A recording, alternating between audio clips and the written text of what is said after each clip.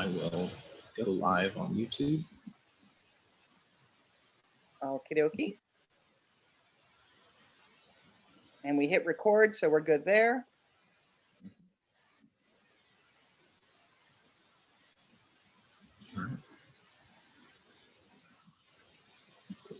All right. I think we're ready to rock and roll.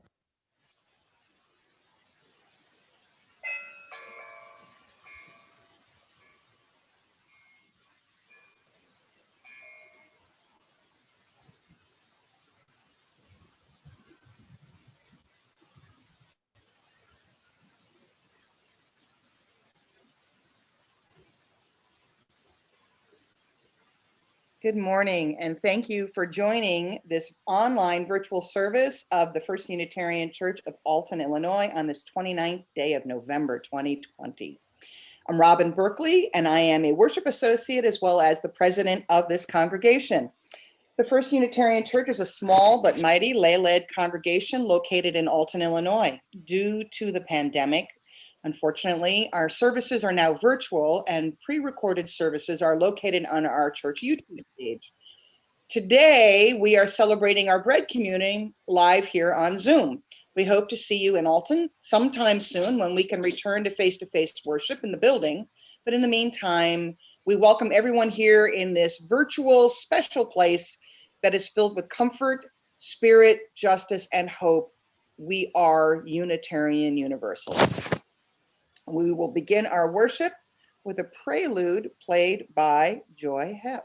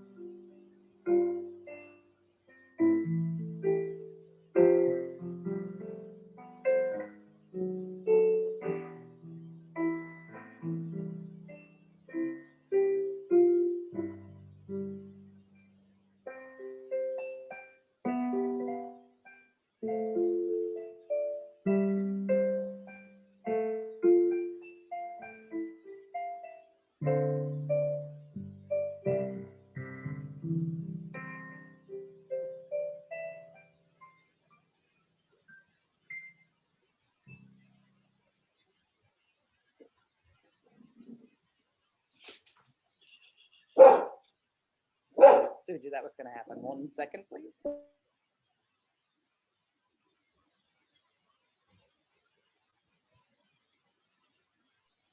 Okay. I'm back here. No, sorry. There we go. 1 second.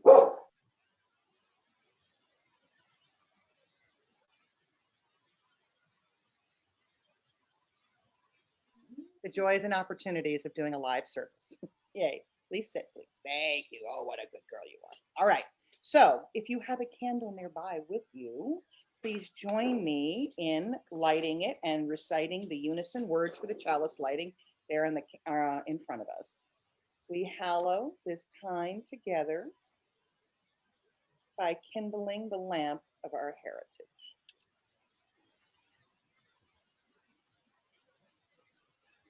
Our opening prayer today was written by Kathleen McTeague, and she writes, "We come together this morning to remind one another to rest for the moment on the forming edge of our lives, to resist the headlong tumble into the next moment until we claim for ourselves awareness and gratitude, taking the time to look into one another's spaces, see that there's communion, the reflection of our own eyes. This house of laughter and silence, memory and hope is hallowed by our presence together." Join us, please, in singing our first hymn, number 34, "Though I May Speak with Bravest Fire." The words are located on the slides.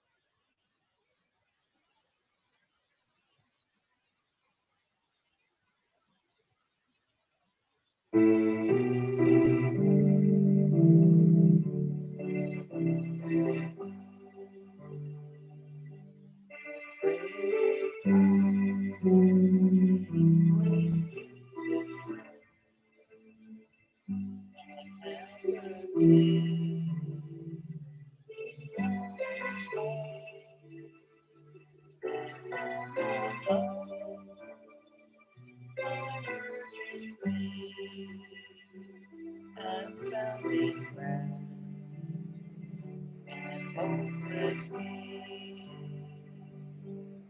I may give all I possess, striving so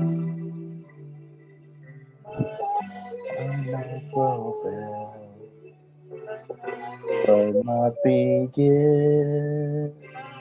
I love the the prophet turn and strangely strange in.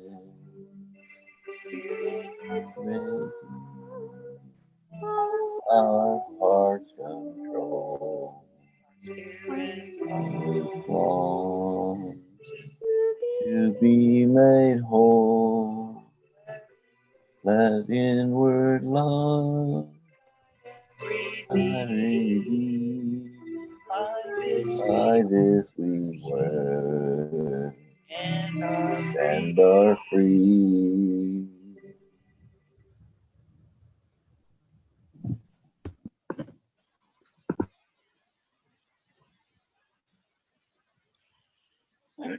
So for those of you that are new to Unitarian Universalism, we have 7 principles that guide our behaviors.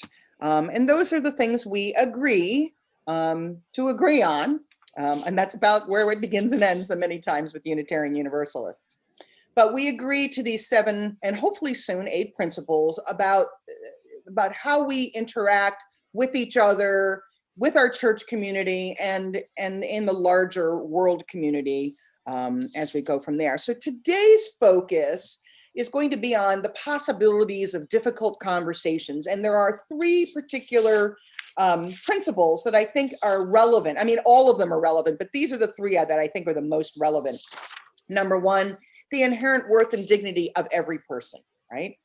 Number 2, the justice, equity, and compassion in human relations. And then lastly, the right of conscience and the use of the democratic process.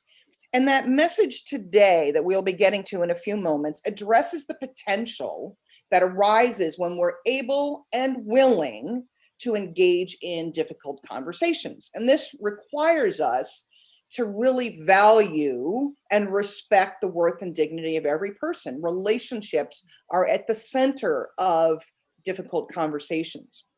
It requires us to put justice, equity, and compassion in the center of that conversation so that when we are engaging in some tough stuff to talk about, we are still thinking about what is compassionate, what is fair, what is just, what is equitable. And then lastly, we want to encourage people to follow their conscience, to honor their conscience, and ensure that all voices are heard during the conversation. And so we're going to dive into this a little bit more deeply in a few minutes. So we have yet another lovely, do we have a credo today, Alex? I wasn't given one. Okay, no problem, because I know sometimes Peg delivers them and sometimes, we didn't get it. So that's no problem. So today we will pass the credo and we will move on to our next song, which is Oh Hear My People. Now, this is a new one for us, Joy tells me. So it's going to go through once and then we'll get an opportunity to join in and sing. Let the joyful noise unto the Lord continue on, and we will do our best to make this song work. So I'm excited to learn something new. All right, so, there we go. We'll move past that. And we will move into Oh Hear My People.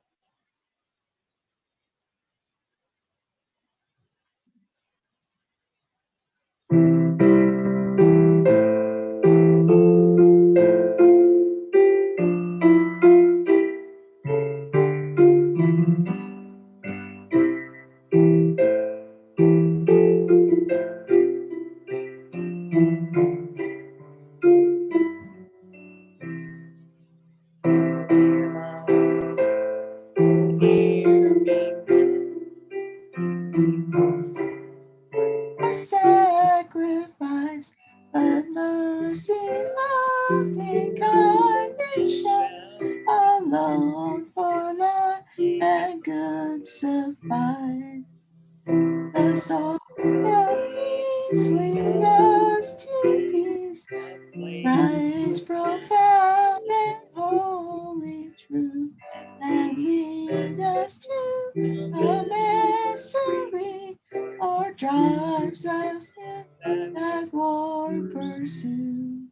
May deeds we do inscribe our names as blessings in the book of life.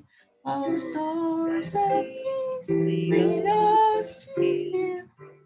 Source of peace, lead us from strife. Needs we do inscribe our Names as and blessings in the book of life.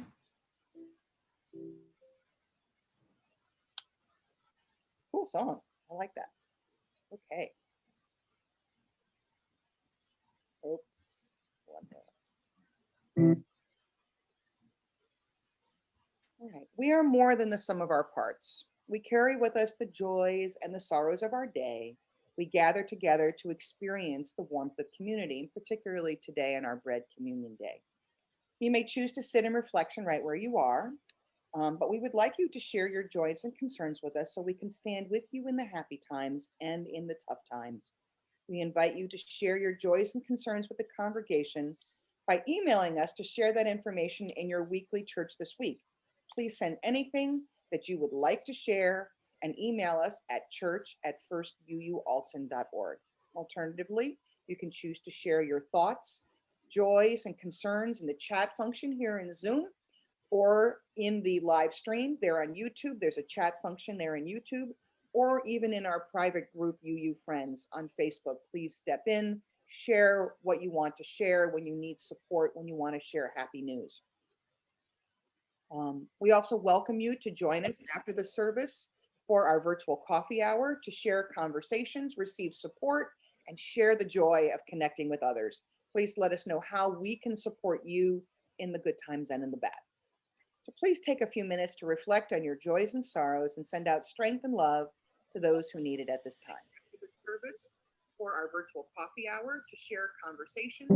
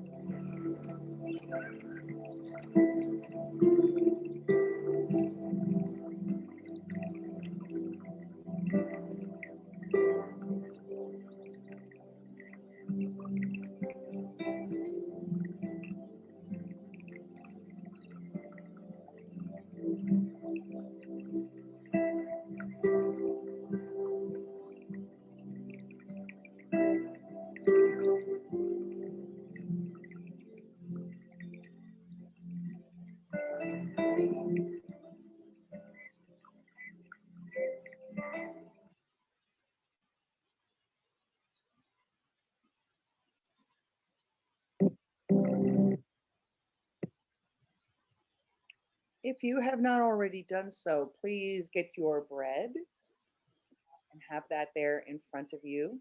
So we begin the service. We will not be eating the bread till the end of the prayer portion of it, and I will let you know when we can partake in that.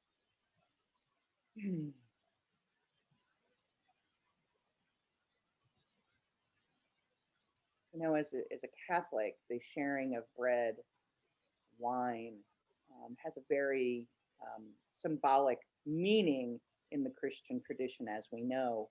It's similar but very different, of course, here and with Unitarian Universalists, in that we don't necessarily believe that the bread that we're sharing here right now is an embodiment of Jesus Christ.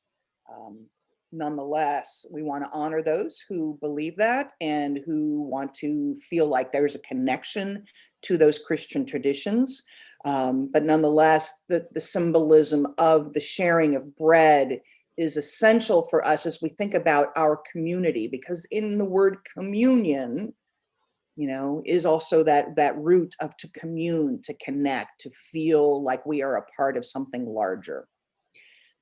So this ritual of breaking bread together is one that has been shared by the human family in various forms for millennia. Giving thanks for the harvest, a prayer that the earth will sustain life once again.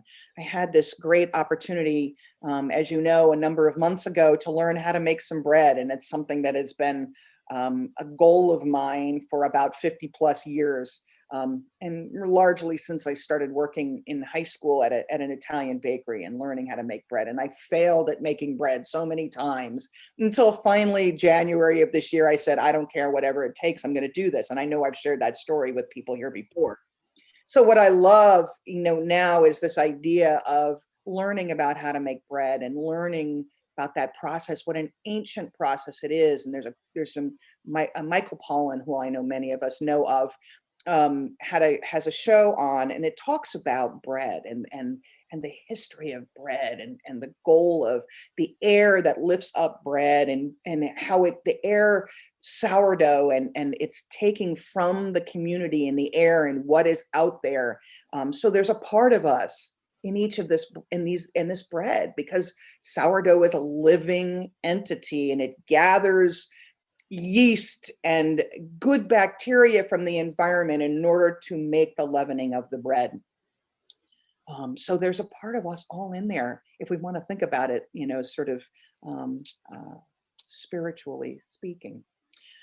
So in the Christian tradition, as I've already referred to, the stories tell us that the disciples broke bread with Jesus during a Passover meal and remembering an escape to freedom on the eve of Jesus's crucifixion. And that's when, of course, yet another imperial ruling power was asserting its dominance into violence. They broke bread together in the depth of their grief and fear, asserting that the forces of the empire, violence and evil, would not extinguish the forces of life and love. Many of our partner churches in Transylvania, for example, hold a communion of remembrance 4 times a year, at Christmas, at Easter, at Pentecost, and on Thanksgiving, which is considered a religious holiday in Transylvania in September. So our congregation practices free and open communion. Everyone here is invited to participate. There are no rules. You don't have to have the blessing of a sacrament before you can step up to the table and feel like you are a part of the community. And this is our goals without reservation. So we come together around this virtual table, our communion table. This is what we have right now, and this is where we stabilize ourselves in surrounding it. This ritual connects us in ways that we can only begin to know through time and space, to our history, to all the people who have looked into each other's eyes throughout the years, to the earth and the cycle of life. This morning, we're doing bread communion a little differently, obviously, because we had to do this virtually. And we had to make sure people got bread in advance, those who wanted it. Because the times that we're in right now is calling for just new ways of being creative, new possibilities, which is a theme of today. So many of us who chose to accept the gift of bread from others So you know that the bread was made by myself, and also Paula contributed with her lovely banana nut muffins, which were amazing. So I want you now to look around, if you can, this Zoom room, and the people that are, or maybe we can't do that right now because you have me centered. But think about this later as we go through the service, as we connect to the others that are part of our congregation. And let us know ourselves as one body, as one community that is communing and connected together. A body is broken in our humanness, complicit in and impacted by the systems of oppression that were established long before any of us were born, brokenhearted as our compassion leads us to feel our suffering and that of others. In a moment, a bell will ring.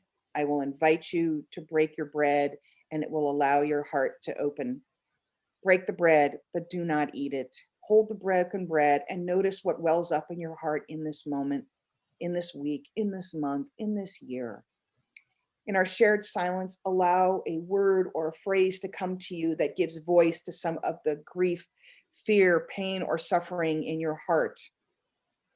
And if you choose to, you make Alex, I think they have the opportunity to unmute themselves, correct? Yes. Thank you. So if you feel moved to say something, please, by all means, feel free to unmute yourself and to share whatever is coming up for you in the moment. We will also talk about gratitude in a few minutes after that. So we want to start with whatever we're struggling with, or what we think others are struggling with, and then we will continue through to that which brings us gratitude. And I don't have a bell, so I'm just going to offer that people, I will signal when we should be thinking and when not. All right. So in this moment, take a moment to break your bread and to hold in that silence and to think about what comes up for you in that moment.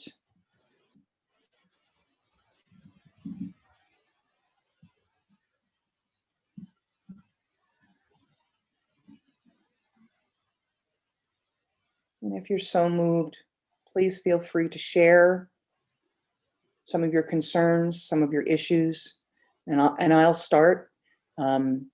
This breaking of the bread reminds me of how important it is for me to connect with my family and my sister right now, who was recently diagnosed with cancer. This is a recurrence for her.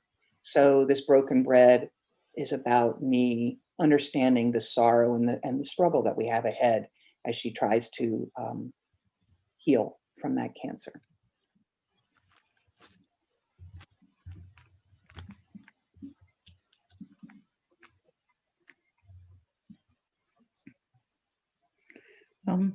I continue to have, a hard time taking care of Jim. It's a new challenge to me, and he's getting better as time goes on, but he still has a long way to go. And it's hard for him, of course, harder for him than it is for me, because it's hard of just lying around. So I'm assuming, have you all sent thoughts to us? Absolutely.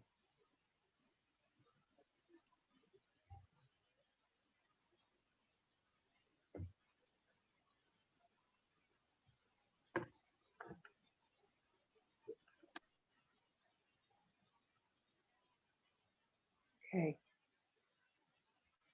In this space of our community gathered in a circle, having given voice to our grief and our pain, let us notice the larger forces that hold us. The earth, its large body which holds us, sustains us, and gives us life. The floor, the walls and roof of our church building, our virtual walls in our Zoom room, the ultimate mystery, the source and sustenance of all creation that some call God or the divine or a life force or the deep mystery of the mysticism, the abiding force of love that holds us and will never let us go. There is so much for us to be grateful for, so much love and care, passion and dedication are present right here in this circle. Our life together as a community is a blessing, and each of us is a tapestry woven of experiences and understandings for which we can be grateful. In a moment, again, I will signal us and you will be invited into meditation, holding that bread in front of you and thinking about what it is that you are grateful for. See the miracle in bread and in sourdough. It's amazing. And it's made from the earth and water and warmed by fire.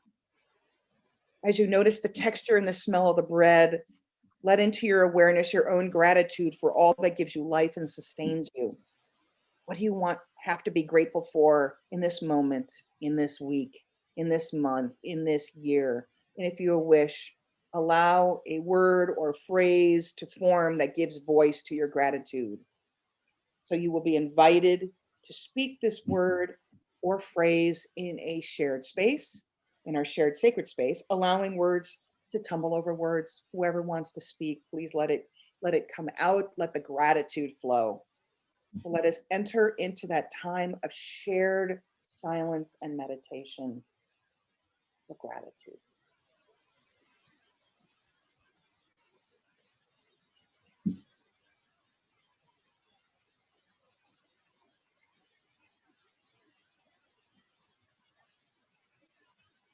And I welcome you to share whatever it is for which you're grateful, for which you want to express your love and joy and happiness about. I am grateful that I am closing on my house tomorrow. I'm so excited. Yay.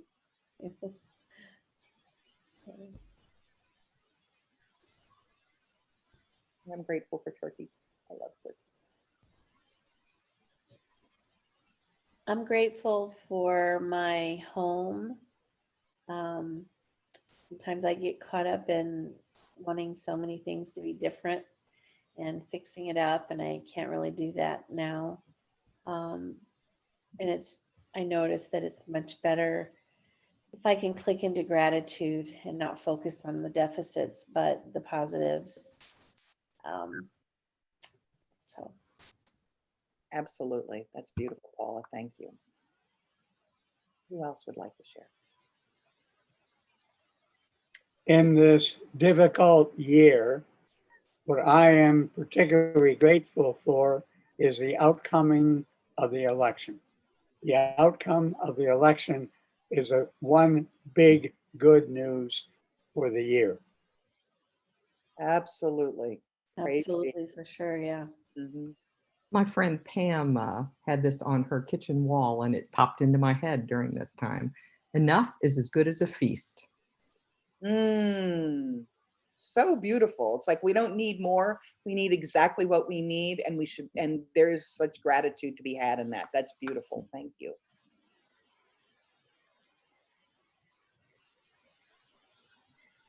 I just wanted to share that I'm grateful that this experience of these services turning virtual has allowed me to participate from Connecticut. I'm very grateful for that. I'm also grateful this year that even with everything happening, I've been able to transition my therapy practice to serve people virtually, and I'm still able to be a support for people, which is my passion. So I'm grateful that I'm still able to do that. That's wonderful, Sarah. This is my friend Sarah Gilbert, who is like my soul sister. We only met a few months ago. We're related to one of my high school friends, and I am so grateful to have her in my life. She's a wonderful inspiration, and I thank her. Thank you so much, sweetheart.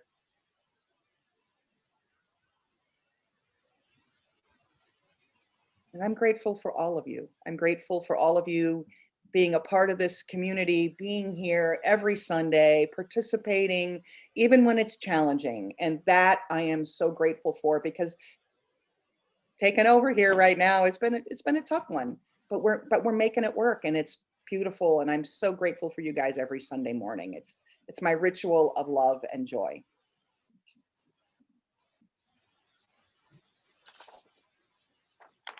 Okay, so having honored both of our grief and our gratitude in this circle, we now serve one another, looking into each other's faces if we can. I'm not sure that's possible in the way we have it in here with the Zoom room, but what we need to see is that there's brokenness and there's blessing, that there's joy and sorrow all existing simultaneously. This is a reflection of common humanity, to be nourished, to notice once again that the forces of life and love persist. please take a moment to eat and reflect on the importance of our community filled with love and acceptance as we welcome all who wander and choose to share this part of their journey with us.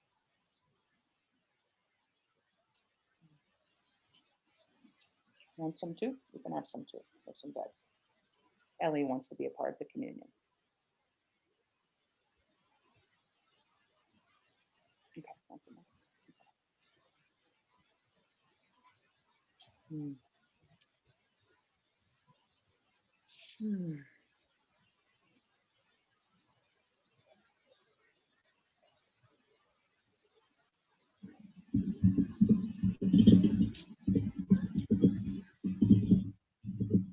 Who's chewing?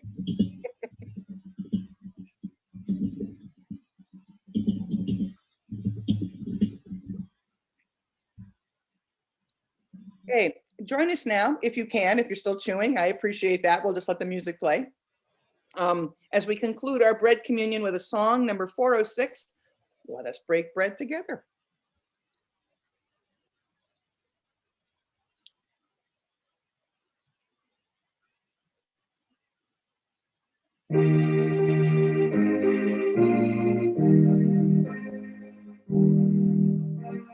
Break bread together.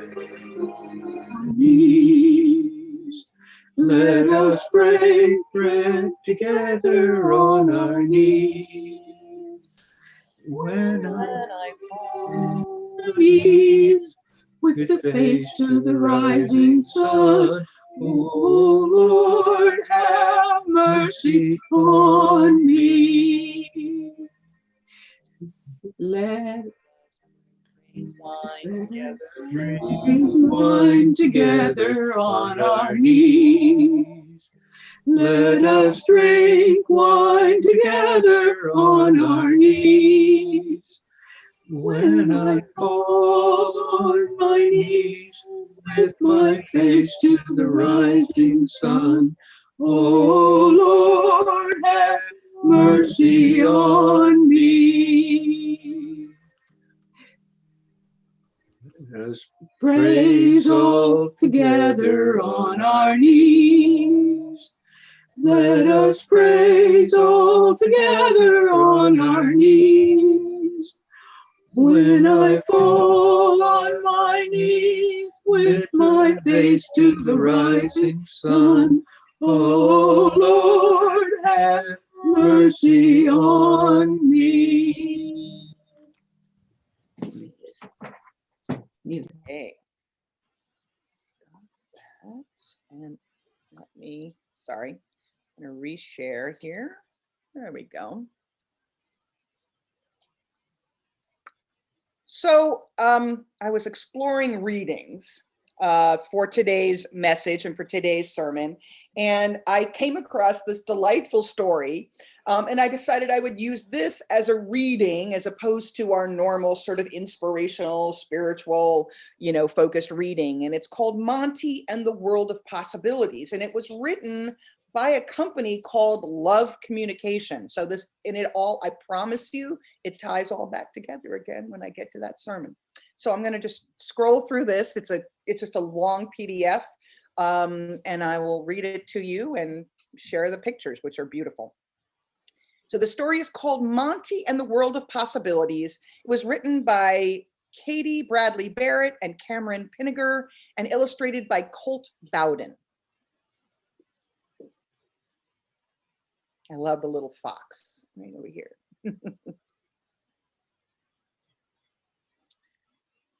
On Tuesday morning, Monty woke up feeling extra curious. I love his quilt. Everywhere he looked, he wanted to know what and where and why and how. How do you freeze time? How did you become number one? Are aliens real? How did you get so smart? How high can you ollie? I don't know what that means. What do you broadcast? What time is it? Etc. Where does electricity come from? Awesome, awesome questions. And here's more. How tall are those mountains? Where do your stripes come from? How many bones are in my arm? How many robot batteries do you use? And on and on.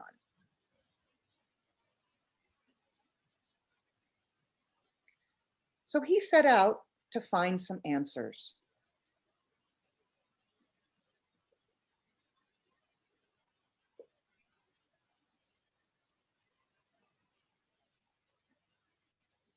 Dinosaur, how did you get such a good smile?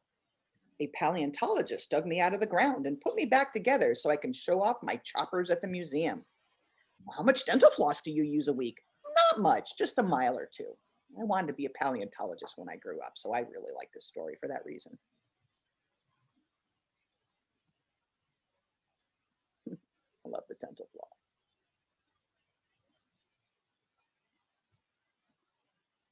Car, what makes you drive so smoothly when you are old? Well, you are only as old as you feel. An automobile mechanic repaired me and keeps my engine and systems running well. Are you faster than a white-throated needletail?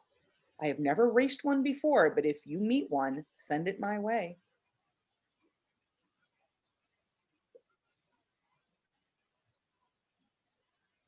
Voila. Numbers. How did you get up there? We have names, by the way. I am 5 and he's 3. A sign painter put us up here, but before that, the head of the finance team used math to find the best price per can. Marketing 101 or accounting, however you want to look at it.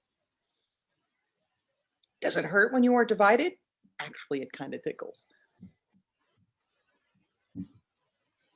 Robot, what made you so smart? That is a stereotype, but in this case, it is true. A computer programmer created software for me so I can be launched into space with astronauts and help them explore and learn about places like Mars. Sort of reminds me of Data from Star Trek. Do Martians play basketball? Yes, but the hoop is much higher. Book, where did you find so many words? There's no short answer, but I'll do my best. All books begin with an author. An author is someone who takes words and turns them into stories.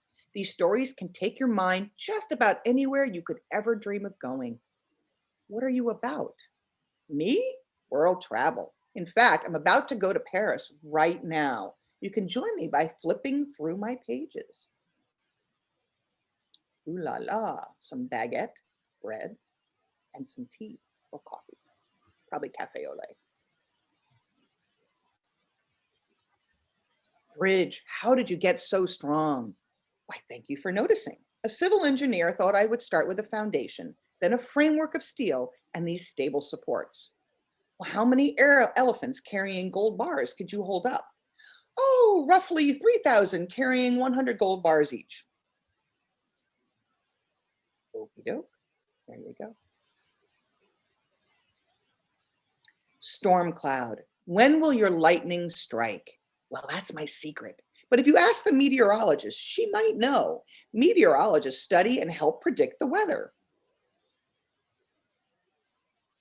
Can lightning strike the same place twice? Yes, but I do try to keep it original.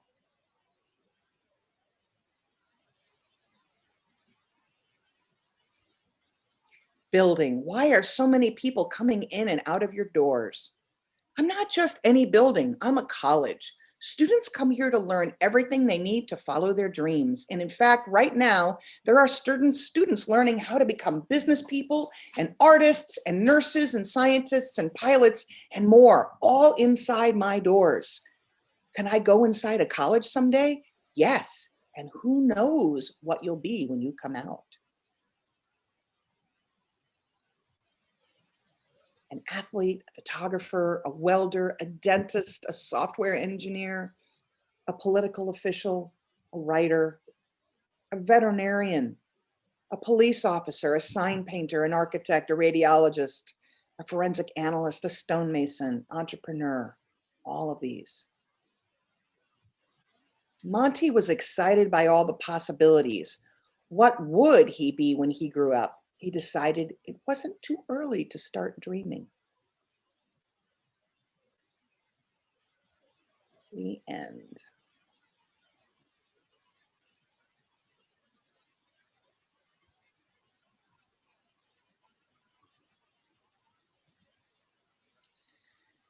Let me share back to our slideshow.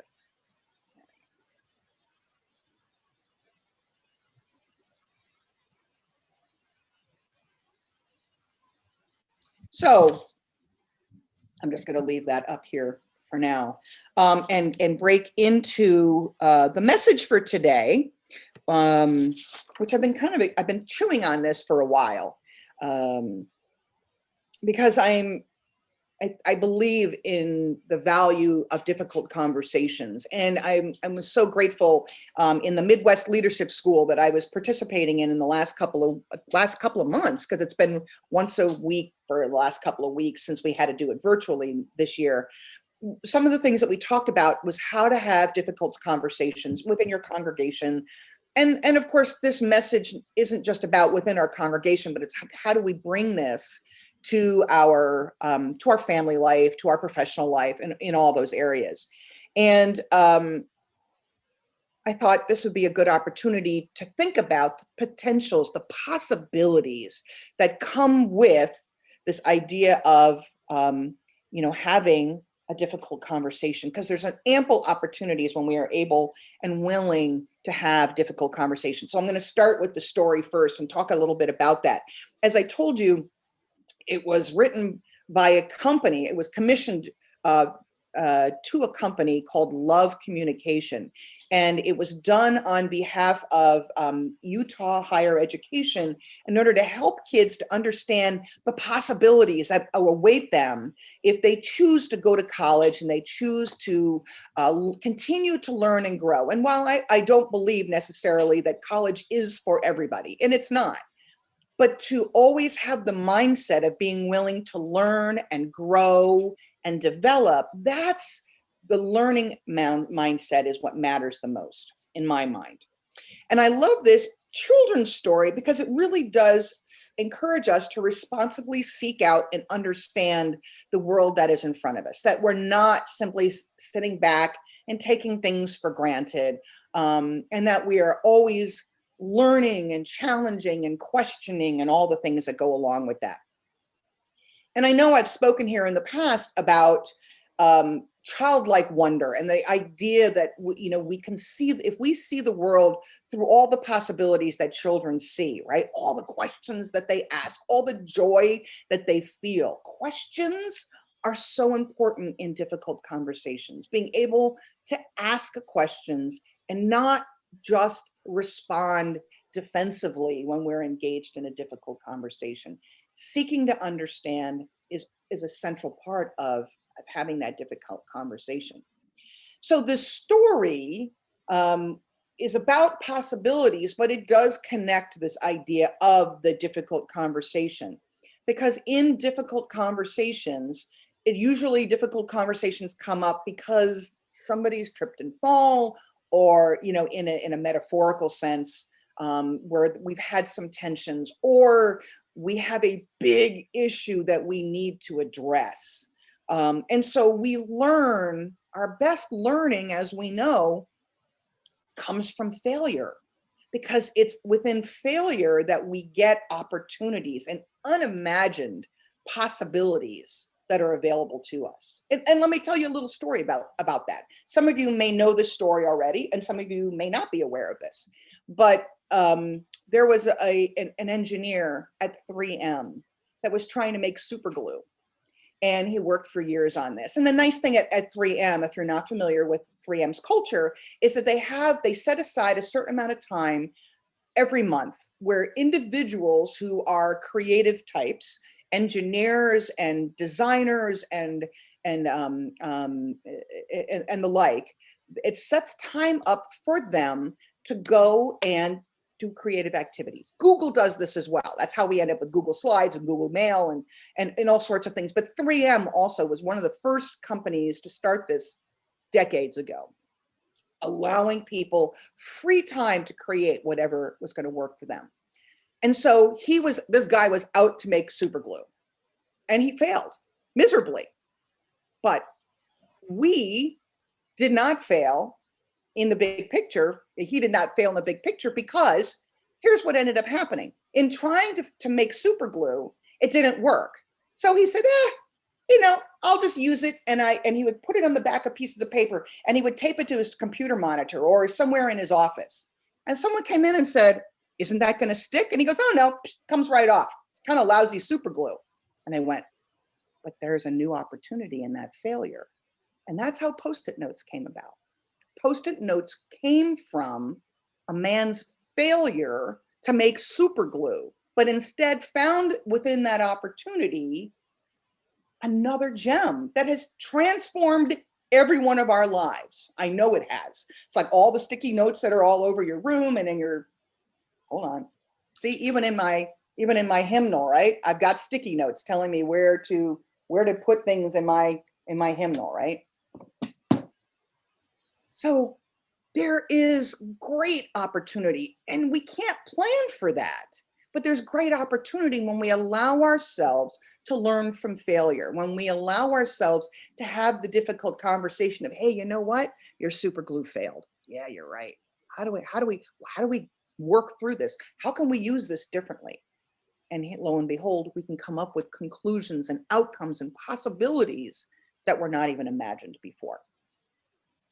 So how do difficult conversations come about? And I will tell you, difficult conversations are by definition difficult, right? They're conversations that we have to have that we probably don't want to have. And that it would be easier if we didn't have to deal with it because, I don't deal with it. I don't have to pay attention to it. But we know, right? Like everything else, Pema Chodron tells us if we don't deal with stuff that in the moment, it comes around to bite us and it chases us wherever we go until we deal with the issue. So that's kind of where difficult conversations need to come about and how we need to have them. And they are important personally, interpersonally, professionally, communally. We have to be willing to have a difficult conversation and to be able to have a conversation where we can absolutely disagree and still be able to respect and love and put the relationship first. And I know we're all struggling with this. We talked about in a few moments ago about the gratitude we have, right? Of the election outcome was what we wanted, but it wasn't what half of the population, the voting population wanted, right? We know this. And part of the challenge that we have had in the last probably dozen years is the level of incivility that happens when we're having disagreements about politics, about religion, about any number of topics, whatever that might be. This challenge that we have being able to have these difficult conversations, because it becomes an us versus them. It becomes polarized as opposed to about what is that we're trying to find in terms of common ground and relationships and connection to people and connection to others. So difficult conversations are things that most of us try to avoid because they're unpleasant and they're difficult and they're hard and they hurt and they're going to create pain. But they don't have to be negative. We can learn from the failure that brought us to that difficult conversation, put our relationship and our purpose in the middle, in the center of it all, to be able to then work through and connect with others. There's tremendous possibilities.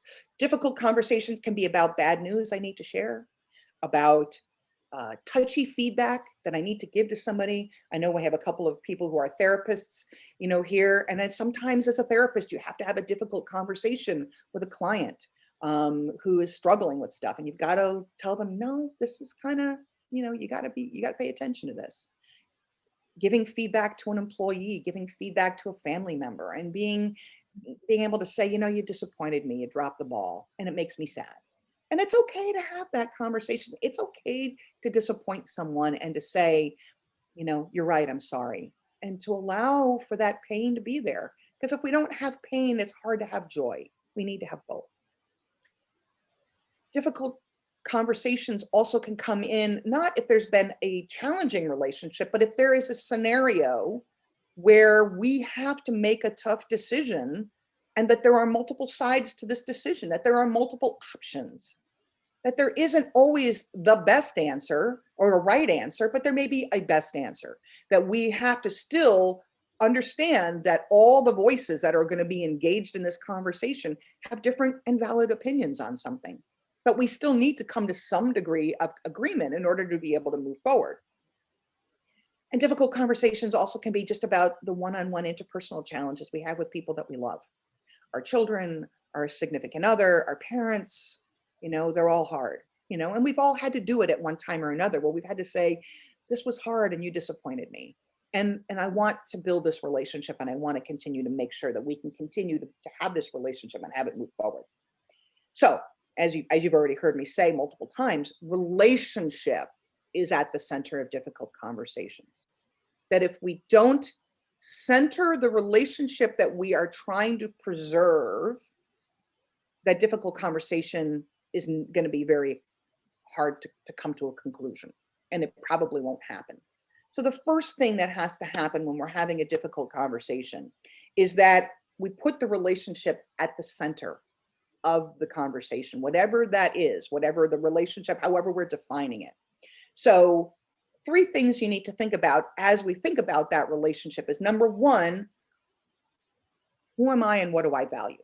What matters to me in this context of this challenge that I'm having? Let's say I'm having an interpersonal difficulty with somebody, and I'm going to say, I am concerned because of the way that they have treated me or the tone that they used when they communicated with me. And I need to be able to share with them what my concerns are. So what are my values? If I'm not clear what I value, what matters to me, first and foremost, it is difficult to navigate a difficult conversation. So that's the first thing. The second thing is the relationship. It's the we. Who are you and I? And what, or us, right? If it's a larger group, what is this group? What, and how does it matter to me? Why does it matter to me as we work through these issues? So what is my relationship with the other? And why does it matter to me to be in this relationship? If I don't care, if my relationship with you does not matter to me, this difficult conversation is not necessary, right?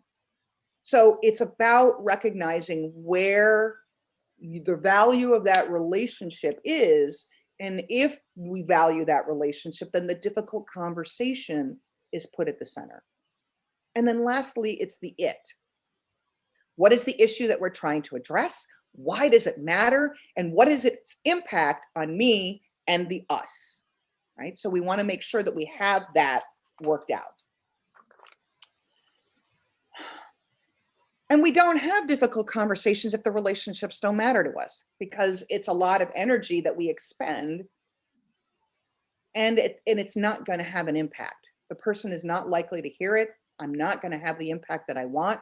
And sometimes it is better to walk away. Okay. But if you choose to want to stay in communion with people, whether it's one-on-one or within a group, the difficult conversation has to be had, and we are going to be uncomfortable, and it's going to make us sad. And it's okay, because when you come through that, and I like to think about it as, a waterfall, and you're behind the waterfall and you're looking at this water, and it's going to pelt you, but good, if you try to walk through it. Anybody who have gone to those water parks where you're on the little tubes in the lazy river and you get underneath the waterfall and you get pelted to all get out. And it's wonderful and it's cooling when it's hot, but it still can be painful if you're not ready for it, right? So the goal is, of course, that the waterfall, in order to come out on the other side, you've got to walk through that waterfall. You've got to experience some of that pain and struggle that goes along with it, but that enables you then on the other side to come out on the other end, right? And it feels better. And you've learned something from that experience. So difficult conversations model what we would call good communication skills, like across the board. When we're talking about what it means to be a good communicator, all of these things are in alignment. You have to use I language. I feel this way. It is my opinion. I like this. I don't like this. Using I language and not wagging your finger at somebody else starts with how you feel and what you can control. You can't control somebody else. You can control you and how you feel about things. And it's okay to communicate reasonably how someone's actions made you feel. And it's important that we're in touch with that and recognize the difference between an accusatory tone versus an I focus, right? Then it's about active listening and seeking to understand, right? The goal, of course, with active listening and seeking to understand is not to be ready to respond with your point of view, but to continue to ask questions. Like the boy in our story, asking questions, asking questions, asking questions. Why? How? What? When? And learning as much as we can. Asking those questions are important. We also have to center the issue that we want to solve, and decide what it is that we want to solve, and not put our ego at the center. If our ego is at the center, not our relationship and ego are two separate things. Our ego is something that we don't want to put in the center of this. We want our relationship and we want the issue that we're trying to resolve to be in the middle of this dialogue. And it's okay to disagree. And in fact, we need to disagree. Good decision-making requires us to have constructive conflict. And oftentimes people who don't want to engage in difficult conversations don't engage in constructive conflict. They either go along to get along, or they passively walk away and they don't engage. And constructive conflict is good. It just means that it's going to have rules of engagement, that we're not going to engage in finger pointing at people, but engaging in eye language and feelings and dealing with the issues that we have. We also have to acknowledge emotions. Difficult conversations are emotional, and if we ignore people's emotions, all you do by ignoring the emotions is inflame the emotions. The person's emotions get amplified when they are being ignored. Now, we have to acknowledge. So if someone comes at you and they're upset, acknowledging that they're upset is the first key, right? Diffusing that by acknowledging it. And it seems counterintuitive, but it's not. By acknowledging someone's emotions, they feel heard. And if they feel heard, that brings the tension down and enables you then to have the conversation that you need to have. Where do the possibilities come into play? Because I know we're getting close on time here. Possibilities in difficult conversations come with when we strengthen our relationships. It gives us opportunities to come up with unique solutions, like the Post-it notes from 3M, right? Sorry, there we go. And it helps us to be creative and enables us to feel and reinforce community, like our bread communion does, reinforces what we value in our community. So I just want to take a couple seconds to sort of relate back to those principles that we spoke about a few slides ago. Number one, the inherent worth and dignity of all people. Again, relationships and individuals are at the center of things. And there was an interesting conversation I had with someone the other day who said, Unitarians say, that there's inherent worth and dignity in everybody. And I don't think that's true. And I'm like, there is inherent worth and dignity in every person, right? I may not agree with their point of view, but their very essence as a human is worthwhile and has dignity. And it is important that we center, right, their worth and their dignity as an individual. If this is someone that matters to me, if it's a community that matters to me, I will be willing to value their inherent worth and dignity, still hold them accountable for bad behaviors, right? That's okay. But I'm gonna put that worth and dignity in the center, and we're gonna work on that assumption that everybody has value. Not every opinion is always right, but everybody inherently has value in who they are as people. Then there's this issue of justice and equity and compassion. And again, if we want to have a difficult conversation, it's about having a fair outcome. We want an outcome that makes everybody feel like it's a win-win when we come out of it. That everybody felt like they understood what was going on. They're atoning for any issues that may have occurred. They are acknowledging and owning their stuff. And at the same time, they're able, right, to come up with a communal response that works for everybody. And then lastly, this right of conscience and the democratic process. This is a big part of what it means to be a Unitarian Universalist. But a democratic process doesn't always mean 100% agreement, and it's never going to be that way. We are individuals with opinions and ideas and values, and when you put a diverse group of people in a room, it's going to be hard to come up with an agreement on anything. And it's okay. It's okay, because out of disagreement, out of failure, out of this disparity comes the creativity, comes the possibility. We manage those difficult issues by being willing and open to have a difficult conversation. Right? Consensus means that we're going to have to work together with the mission and the vision and the acceptable solution at the center, and not our egos. It is okay that sometimes the things that we want may not come to pass, whether it's interpersonally one-on-one with someone or within my community, that we may have an outcome that I don't like. But if I put the relationship of the community and I put the value and the outcome and the issue in the center and not my ego, that facilitates our ability to have that difficult conversation.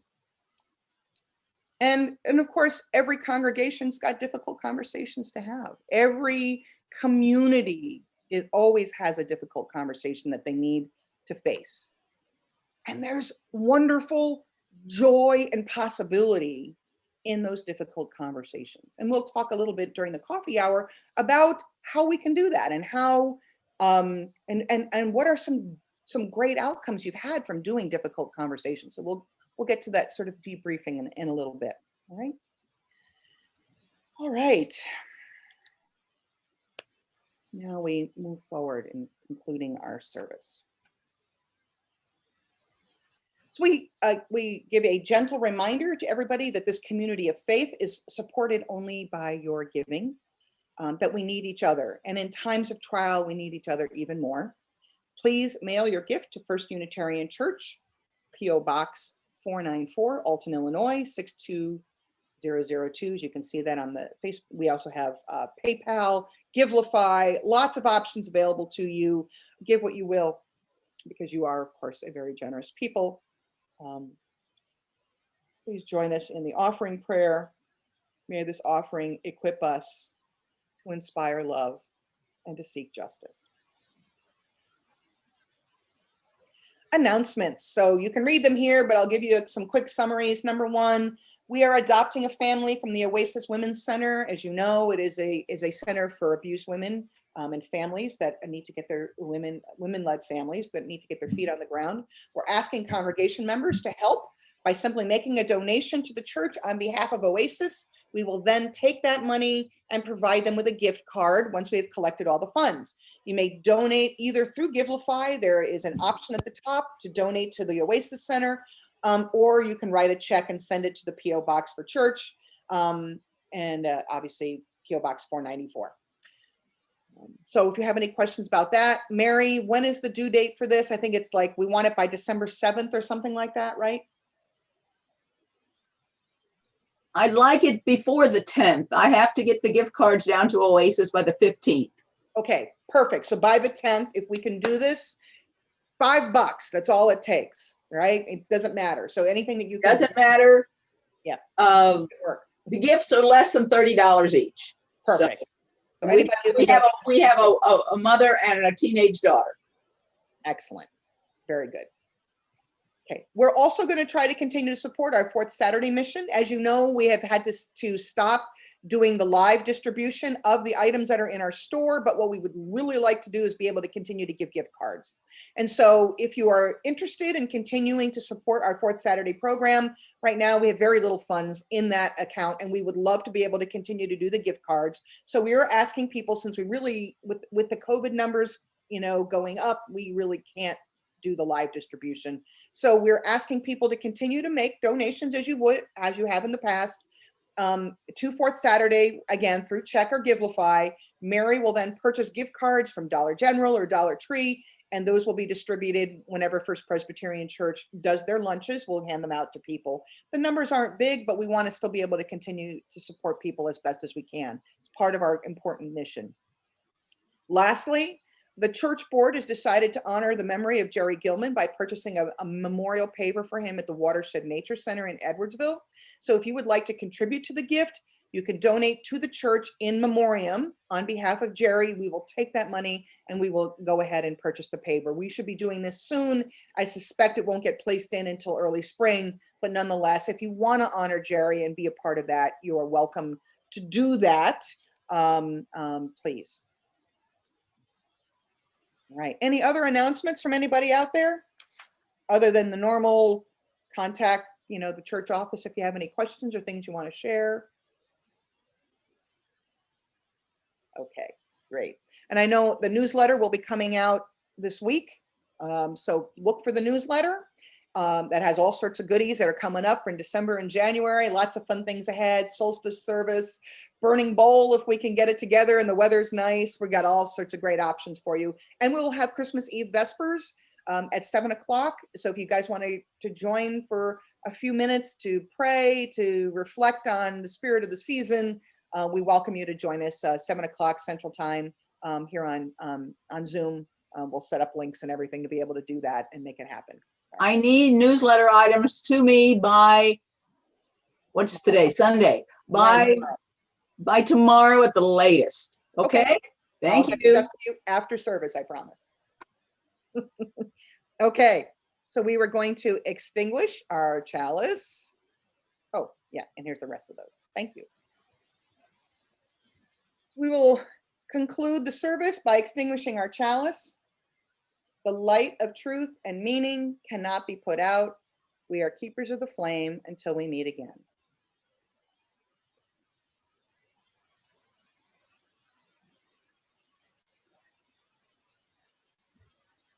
Our closing words are from Barbara Peskin, found in our gray hymnal number 506. May the glory of the passing away of autumn lie about us, fresh gold for a time. And when the dark comes and the cold, may we remember how today we stand in glory, how we walk in bounty heaped upon earth's dark carpet, how we move knee-deep in abundance flung against night's winter curtain. We are thankful for its coming and for its passing. Let it be. Amen and blessed be. I hope you had a wonderful service. Please stay. We'll have the postlude and then we will stay for coffee hour to chat, to connect, to catch up, to talk about wonderful things and your reactions and reflections on today's service.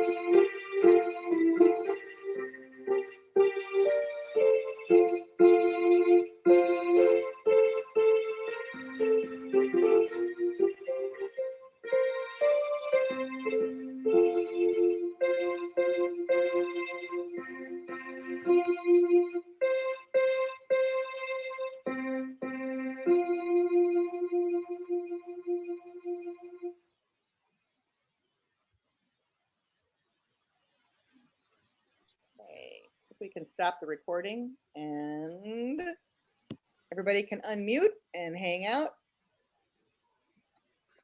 I wish I was at the church. No, I was at home with my virtual background. I can remove my virtual background now. Better than my messy That binder. virtual background has prompted a thought in my mind. Yes, sir. about a month, about a year ago, this congregation was